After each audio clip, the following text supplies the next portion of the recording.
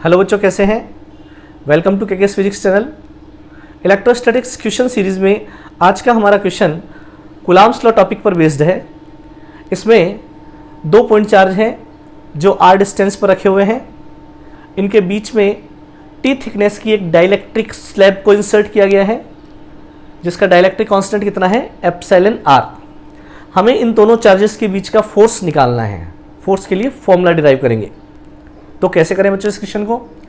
देखो, हम ये तो जानते ही हैं कि अगर दो चार्जेस के बीच में एयर हो या वैक्यूम हो तो हम फॉर्मूला कौन सा अप्लाई करते हैं? फॉर वैक्यूम हम फॉर्मूला अप्लाई करते हैं F is equal to 1/4 pi epsilon naught Q1 Q2 by R square. सब जानते हैं। और यदि दो चार्जेस के बीच में पूरे स्पेस में यदि डाइलेक्ट्रिक मीडियम भरा हुआ हो तो हम फॉर्मूला कौन सा काम में लेते हैं? फॉर मीडियम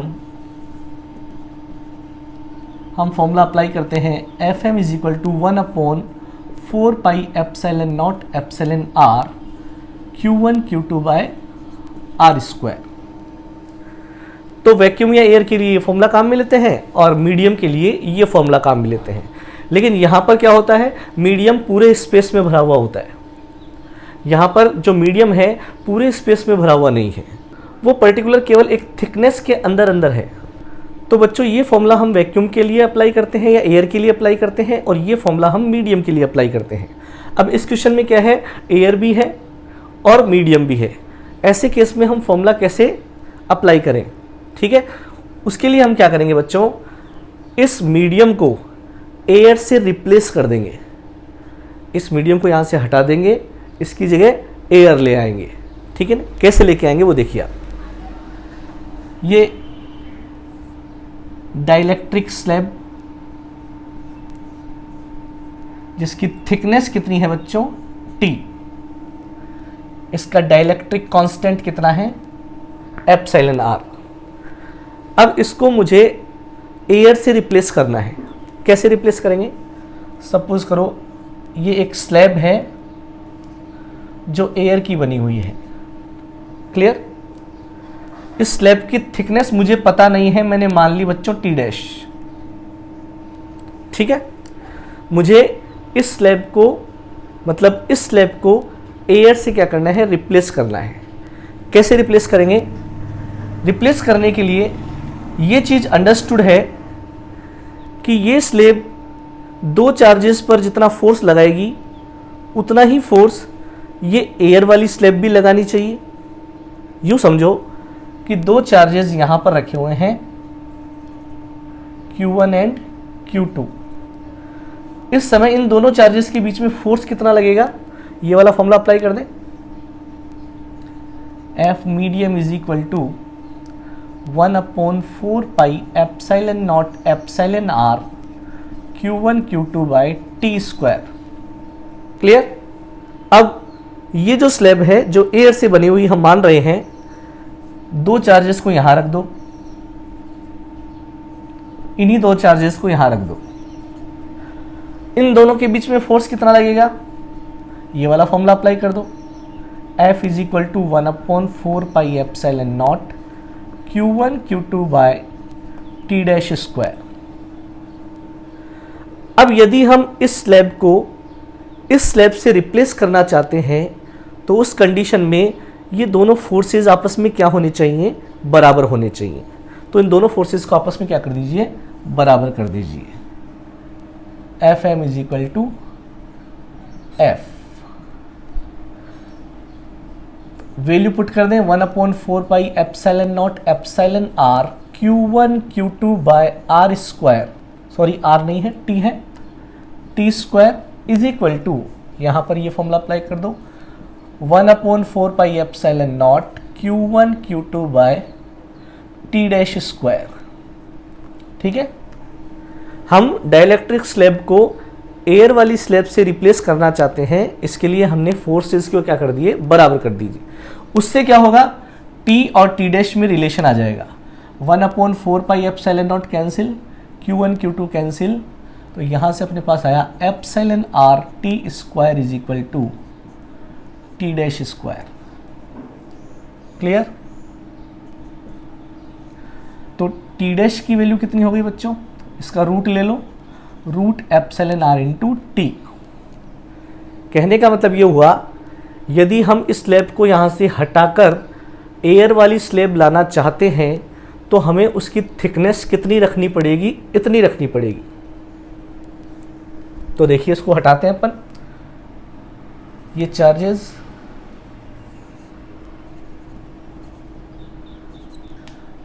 अब उस डाइलेक्ट्रिक स्लैब की जगह हम एयर वाली स्लैब को इंसर्ट करवा रहे हैं, जिसकी थिकनेस हमने कितनी मानी? T dash. ठीक है, तो बच्चों अब क्या है, Q1 और Q2 के बीच में पूरी जगह पर एयर आ गई।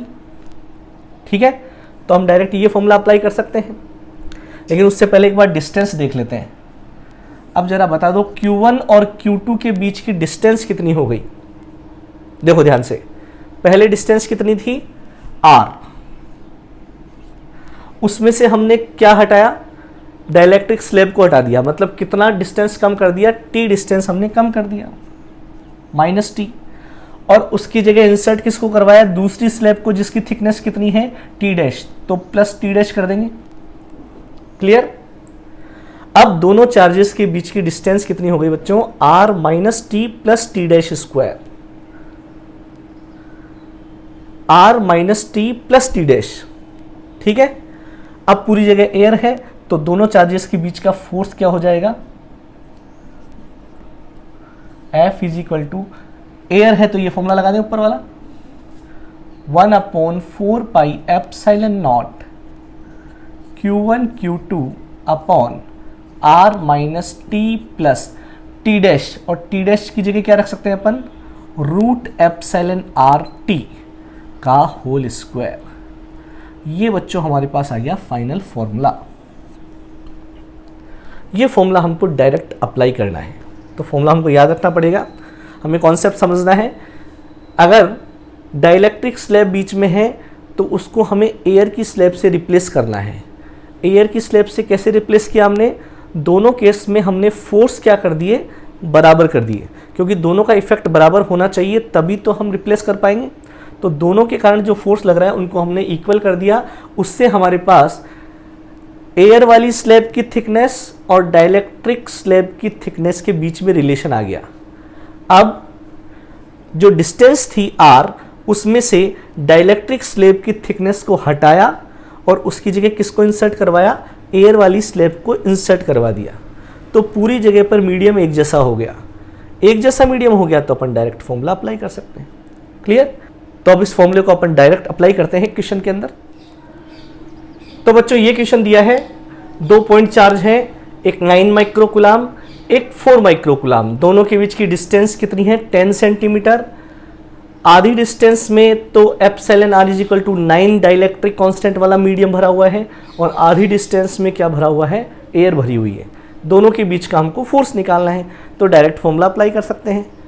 वैल्यू पुट कर देते हैं, F is equal to 1/4 pi epsilon naught क्या होता है बच्चों? 9 इंटू 10⁻⁹ मल्टीप्लाई Q1 कितना है? 9 माइक्रोकुलाम, माइक्रो के लिए 10⁻⁶। Q2 कितना है? 4 माइक्रोकुलाम, 4 इंटू 10⁻⁶, अपॉन R क्या है? दोनों चार्जेस के बीच की डिस्टेंस 10 सेंटीमीटर है, तो उसको मीटर में कन्वर्ट के लिए 10⁻² अपन एक साथ बाहर निकाल लेंगे। माइनस T कितना है बच्चों? मतलब स्लैब की थिकनेस 5 सेंटीमीटर, तो 5 प्लस रूट एप्सिलॉन आर कितना है बच्चों? 9, और T कितना है? वापस 5। ठीक है, सेंटी को हटाने के लिए 10⁻², लेकिन स्क्वायर है तो बाहर 10⁻⁴ आ जाएगा बच्चों। इसको सॉल्व कर लेंगे, आंसर आ जाएगा। ठीक है, 9 9 जा 81 इंटू 4 इंटू 10⁻⁴ कितना हो गया? ये 3, और ये हो गया माइनस का 3 अपॉन ये हो गया अपने पास कितना बच्चों? 15 और 5 20 का स्क्वायर इंटू 10⁻⁴। यहाँ पे हो गया 4 5 जा 20, ये हो गया 81 इंटू 10⁻100 -2 -1 8.1 न्यूटन। ये अपना आंसर हो गया बच्चों। क्लियर? तो आई होप ये वीडियो भी आपके लिए हेल्पफुल रहा होगा। जो बच्चे नए हैं उनको बता दें कि इस चैनल पर हम जेई और नीट के कुछ सिलेक्टिव टॉपिक्स, कॉन्सेप्ट और क्वेश्चंस को डिस्कस करते हैं। तो यदि आपने अभी तक इस चैनल को सब्सक्राइब नहीं किया है तो प्लीज़ सब्सक्राइब कर लें। Thank you.